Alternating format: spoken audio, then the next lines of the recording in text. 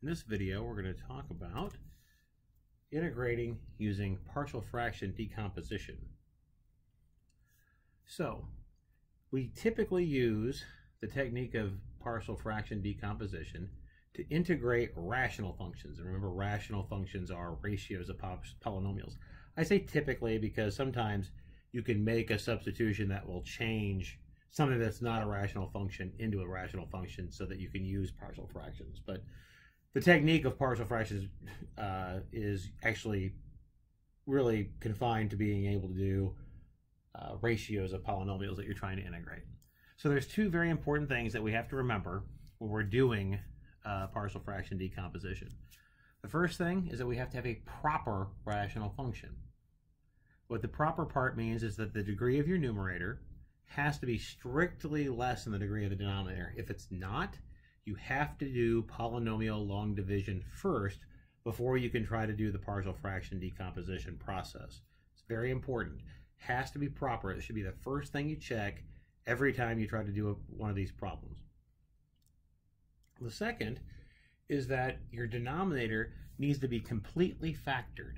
Now, it is a fact that every single polynomial with real number coefficients can be factored into linear factors and quadratic factors. Okay, you don't have to use any cubic factors. Anything that's a cubic factor you can break down. Anything that's a quadratic factor or quartic factor, fourth degree factor, you can break it down. Everything can be broken down into linear and quadratic factors. And I say and or because of course they don't have to have both types in the factorization when you're done. All right, so let's see how this works. As an example here, we'll do the integral of x plus 53 over x squared plus 7x minus 18. So the first thing that we notice is that this is a proper rational function, right? The degree of the numerator is 1, the degree of the denominator is 2. So this is proper, so we don't have to worry about any polynomial long division. Another thing that we notice is that one of the things that you might try to do to start this problem would be do a U substitution, right? We'll try to let U equal the bottom.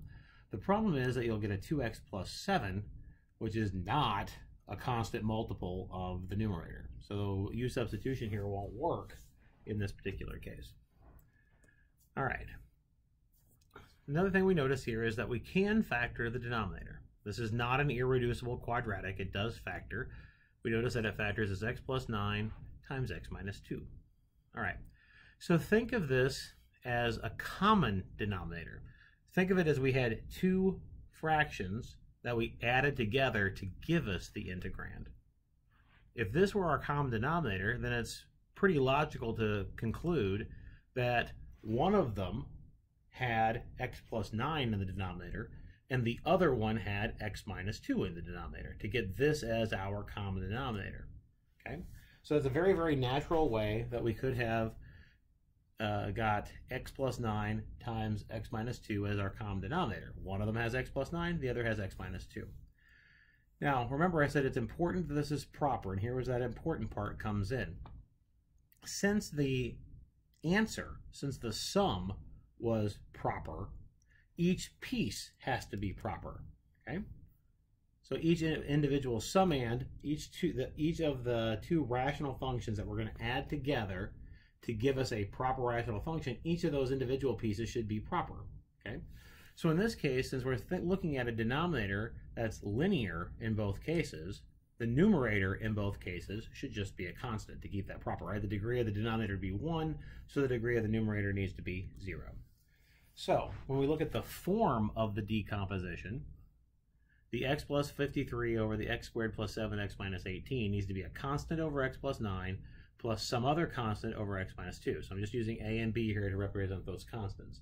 So our goal now is to figure out what the a and the b are. All right. So to do that first, let's clear the denominators. When we multiply both sides by the x plus 9 times x minus 2, the x plus 9 will cancel in the first fraction. The x minus 2 will cancel in the second fraction. Now, you could go ahead and set up a system of equations to solve for a and b. That certainly works. And we'll see an example later on. We'll have to set up a system of equations to solve for a and b. However, this expression has to be true no matter what values we substitute in for x. So notice there's a couple of good values that we can plug in for x. For example, if we plug in -9, this term goes away, and we can solve for a easily.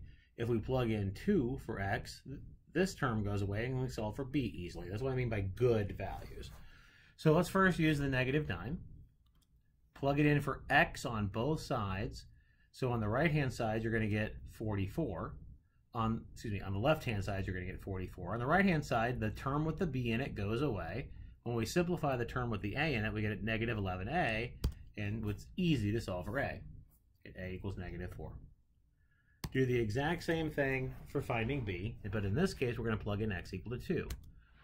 Plug in 2 everywhere I see an x. This term goes away. We get 55 on the left-hand side equals 11b on the right-hand side, so your b is going to be 5. So now, when we integrate, we're trying to integrate x plus 53 over x squared plus 7x minus 18 dx. Well, now I know that what that equals to in terms of those two individual summands, and these now are easy to integrate. I mean, you could write out the U substitution, but this is just x plus a constant and x minus a constant. We might as well just be integrating something over x, right? These are going to be natural log terms. So the first one is -4 natural log of the absolute value of x plus 9. The second one is 5 times the natural log of the absolute value of x minus 2 plus the constant. Okay. So once we've got the partial fraction decomposition, these particular antiderivatives were fairly straightforward to find. Again, if you need to write out the U substitution to do them, that's perfectly fine, but hopefully you're starting to get used to U substitution enough that you don't need to write it out every single time. Let's do another example like this one, but notice in this case, this particular integral is not proper. Notice the degree on the top is 3, the degree on the bottom is 2. Since it's not proper, we have to do polynomial long division. So just to do all of the work here, or show you what the work looks like for polynomial long division, to get 2x cubed, we would need to multiply x squared by 2x, right? How many times does x squared go into 2x cubed? 2x times, right? Take your 2x and distribute through the divisor here. So 2x cubed plus 2x squared minus 12x. We subtract down. 2x cubeds go away. X squared minus 2x squared gives you -x squared. -14x minus a minus 12x gives you -2x. And bring down the 18. Notice this mimics doing long division of integers that you learned back in grade school. Now looking at x squared, how many times does x squared go into -x squared? Or think of it another way, what do I need to multiply x squared by to give me -x squared? That's a -1. Again, distribute the -1 through, gives you this line. Subtract down, gives you this line. So this is your remainder. So after we do the long division, this original fraction that we had can be now rewritten as 2x minus 1, the quotient, plus the remainder over the divisor. It'd be like 7 3/4, for example, if you divided 31 by 4, right? 31 or 4 goes into 31 7 times, 3 left over, so it's 7 3/4. Same idea. So remainder over divisor. So that's where we get here. Now we've got, this part's easy to integrate. This is now a proper rational function. So we're just going to do the partial fraction decomposition of the last piece. Just like in the previous problem, clear your fractions, plug in good numbers. One of those good numbers is -3. So when you plug in -3 in both sides, you get 15 equals -5a, which gives you a as -3. Plug in 2, that's another good number to plug in. Plug in 2 on both sides, you get 10 equals 5b, which will give you a b is equal to 2. Now integrate. We replace this part of the partial fraction decomposition with the numbers that we just came up with. -3 over x plus 3 plus 2 over x minus 2. We still have that 2x minus 1 out in front. Don't forget about that piece. Anti-differentiate everything.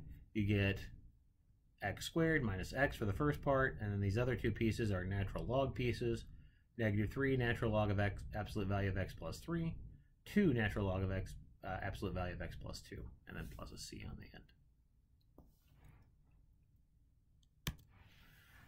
All right, what happens if we have what are referred to as repeated linear factors? So looking at this example, notice that the denominator here factors as x minus 3 squared. Again, we want to think of this as an answer of adding two or more fractions together, two or more rational functions together. So if your x minus 3 squared was the common denominator, well then that x minus 3 squared has to be in one of the denominators in your fraction, but it's possible that x minus 3 all by itself could have been in the other, because that could easily just be multiplied by x minus 3 to get the common denominator that we need.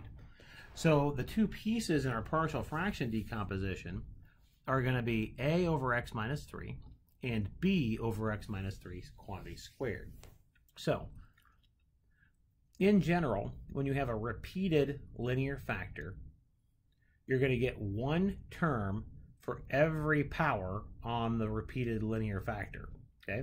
So if this were x minus 3 cubed, we would have had another term. If it would have had x minus 3 to the fourth, we would have had two more terms, okay? And since it's proper, we only need, anytime we have a linear factor, it doesn't matter what the power is on it, anytime we have a linear factor, we only need a constant on top. You don't have to worry about trying to make it an x or whatever, okay? Anytime it's a linear factor, doesn't matter what the power is on that linear factor, it's always a constant on top in the partial fraction decomposition.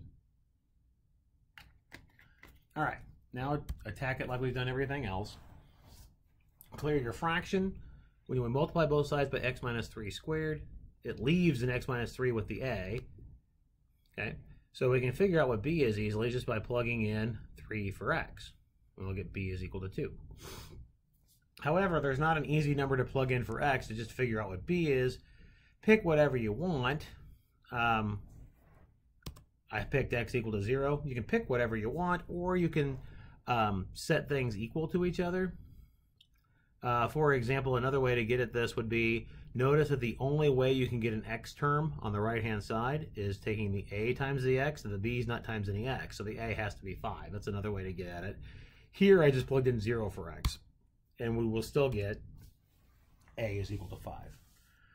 Again, doesn't matter what number you plug in or what approach you want to take. You could have also said this constant term of negative 13 has to be the same as the constant term on the right-hand side. That has the same effect as plugging in x equal to 0, by the way. But again, it has to be true no matter what you plug in for x, so pick a value. You already know what b is. You can figure out what a is. Okay. All right, integrate. Now we know how it breaks up into two pieces. This first piece is that natural log piece that we had before. This is not a natural log piece. Remember, antiderivative of 1 over u du is natural log of absolute value of u. This is not a u. This is a u squared, right? If you let u equals x minus 3, this is 2 over u squared. So you're doing an antiderivative of u to the negative 2. Its antiderivative is negative u to the negative 1. So when you do the antiderivative here, you get 5 natural log of absolute value of x minus 3, but then you get a minus 2 over x minus 3 for this one. This is not a natural log piece. And then plus c. Okay, that takes care of linear factors. What happens when we get quadratic ones? So here's another example.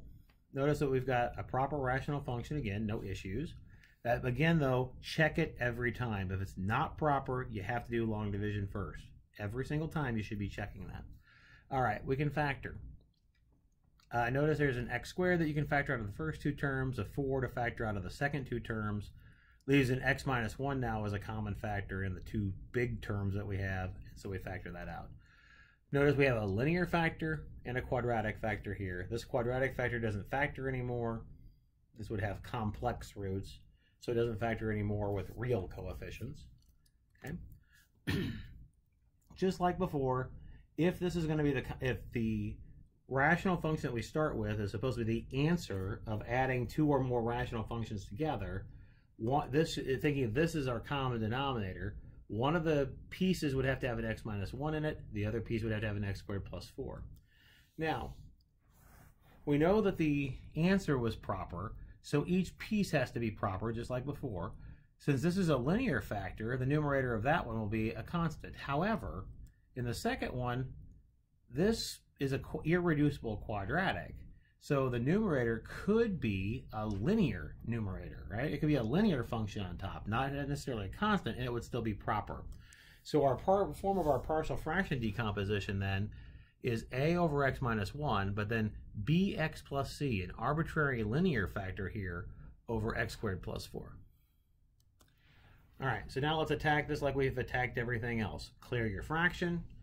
X minus 1 will cancel in the first one. X squared plus 4 will cancel in the second one. Pick as many good x's as you can. Well, one good x would be 1.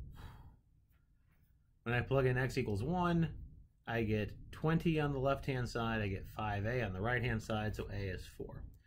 I'm now out of good values to plug in for x, right? Because this didn't factor. So again, let's look at pieces that we can equate. Well, let's do constant terms. I know what the constant term is on the left-hand side is 15.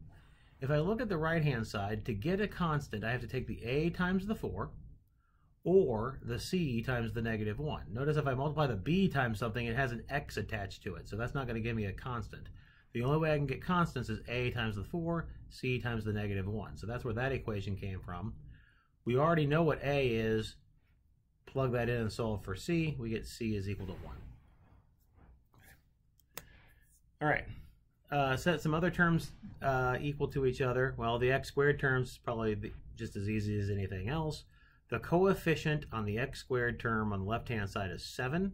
On the right-hand side, how do you get an x squared? Well, I can take the a times the x squared, or I can take the bx times the x. That's the only way I can get x squareds, right? A times x squared, bx times x. So 7 has to be a plus b, because those two terms would have to be, or those two x squared terms have to be the same on both sides. We know what a is, so we can figure out what b is. All right, now we can integrate. We plug this in, we get 4 over x minus 1 plus 3x plus 1 over x squared plus 4. All right, this first term is easy to integrate, just like we've done several times. This term we have to do a little bit of work. It's not a simple U substitution, and there's no more partial fraction decomposition that we can do. However, if I were to use a U substitution on this, if I let u equal the denominator, my du would be 2x dx, no constant.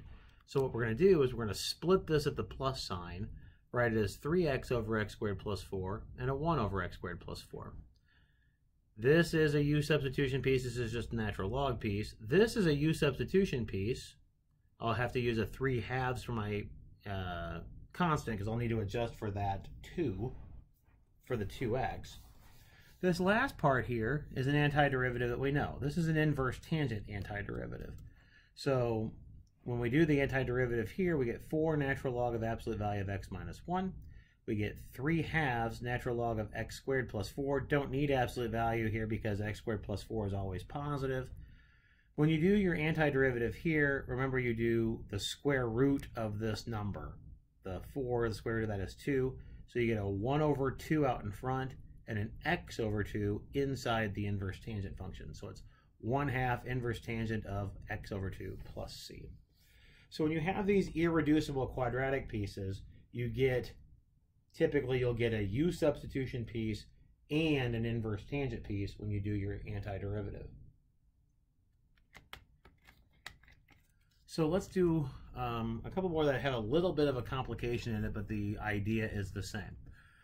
Let's do 1 over x squared plus minus 4x plus 13 dx. This one doesn't actually involve partial fractions, but it gives you a piece of a technique that we need to do in the next example that we'll do that will involve partial fractions. This is an irreducible quadratic. I cannot factor this. So what we're going to do here is what we refer to as completing the square, so then I can see what the inverse tangent antiderivative is basically what happens. All right, so remember to complete the square, ignore the constant term for the time being. To complete the square, we need to divide this coefficient by 2 and square it. That's where this plus 4 comes from. Because the reason why we call it completing the square now is because this piece here can be factored as a perfect square. That x squared minus 4x plus 4. Of course, I can't just add 4 and keep things equal, so I'll subtract it as well. So this just is adding 0, and then plus 13. So when we factor this piece, we get x minus 2 quantity squared. Simplify those other two constants, I get plus 9. You don't have to write out the U substitution, but if you do, you'll see the inverse tangent piece a little bit better, I think. let u equal x minus 2 and the du equal dx, so that you just get 1 over u squared plus 9. This should be du, not dx. My apologies, that should be a u there. This now looks like that integral that we just did in the previous problem. Square root of 9 is 3, so we get 1/3 inverse tangent of u over 3 plus c, and we know our u then is x minus 2 over 3. All right, so let's put this to work then in a partial fraction problem. So let's say we have this nasty looking rational function that I'm not going to read out all the way. All right, look at your denominator. I've got a repeated linear factor and an irreducible quadratic factor. Now again, like I said, first thing you should check always, is it proper? Degree of the numerator is 3. If you were to multiply out the denominator, I would get an x squared here times an x squared. This would give me an x to the 4th. So this is definitely a proper rational function. Since this is a repeated linear factor, the pieces that are associated with it are an a over x minus 1 and a b over x minus 1 quantity squared. Remember, when we had repeated factors, we get one term for each power up until I hit the top power that I have. This x squared minus 2x plus 5 is irreducible quadratic. So that has a linear piece on top.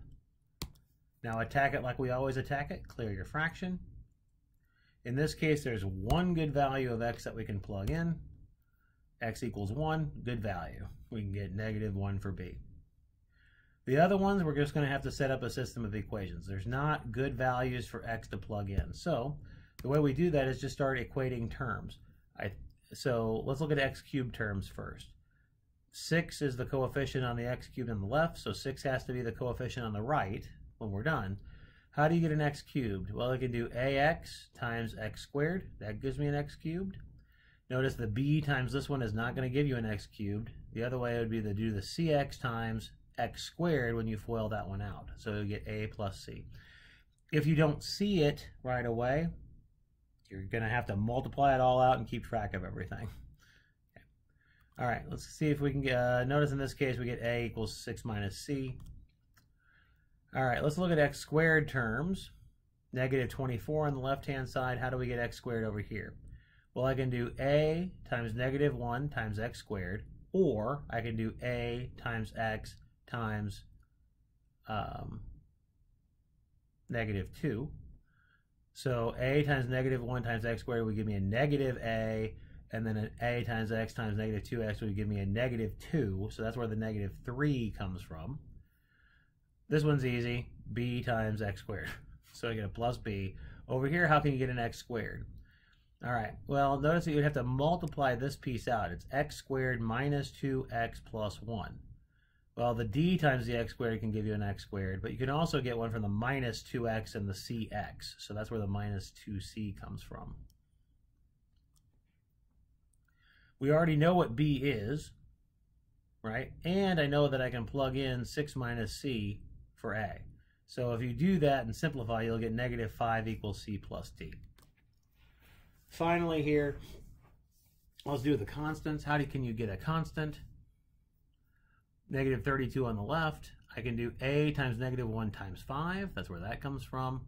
I can do b times 5. That's where that one comes from. Or I can do d times 1 after you FOIL that one out. And it is a plus 1. When you FOIL that, you'll get a plus 1 on the end. Again, you can plug in the 6 minus c in for a and the -1 for d, and you'll get 3 equals 5c plus d, if you can check your algebra. At this point, then, you can figure out what c and d are just by subtracting your equations, right? Because the d's will cancel, so you can figure out what c is. In that case, you would have 4c equals 4c equals 8, so your c is 2. If your c is 2, your d has to be -7, and if your c is 2, your a had to be 4. So that's where the other coefficients come from. All right, now we're ready to integrate, finally. That took a little while. 4 minus 1, 2x minus 7 for our coefficients here. Okay, so again, this one, natural log piece, this is 1 over u squared. Again, remember, that's a 1 over u squared. This is not a log piece, okay? This one, we're going to have to do a U substitution and an inverse tangent piece. If you let u equal the denominator, 2x minus 2 is your dx. So I need to split this up as 2x minus 2 minus 5. Okay, so I can do this as a U substitution piece, and this is my inverse tangent piece. To get to the inverse tangent piece, you'll have to do your completing the square. Notice I would need a plus 1 to complete the square, so that's where the plus 4 is coming from, because I'd have a plus 1 and a minus 1 in here for that. All right, so again, this is a U sub. This would be 1 over U du when I'm done.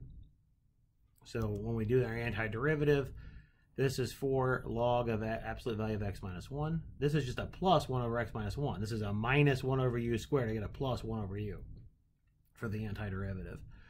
This is a u sub. U is the denominator. Du is the numerator. So I get a du over u situation. So that's this log.